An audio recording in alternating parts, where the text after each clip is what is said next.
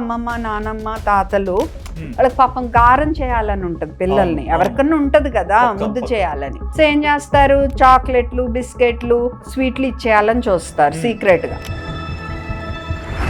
పిల్లలు ఇప్పుడే స్థూలకాయం వస్తే పెద్ద అయ్యాక షుగర్ జబ్బులు, హార్ట్ జబ్బులు, స్ట్రోక్ జబ్బులు, PCOS, తర్వాత పిల్లలు పుట్టరు, ఇన్ఫర్టిలిటీ. సో ఇలాంటి సమస్యలన్నిటికీ మీరు ఇక్కడ బీజం వేస్తున్నారు.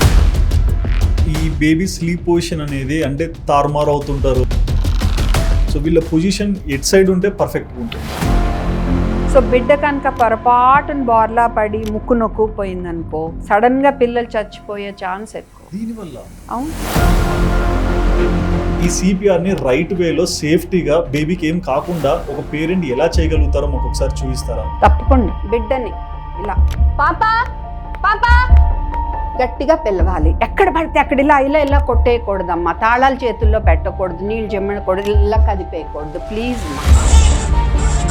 1 and 2 and 3 and 4 and 5 and 6 and 7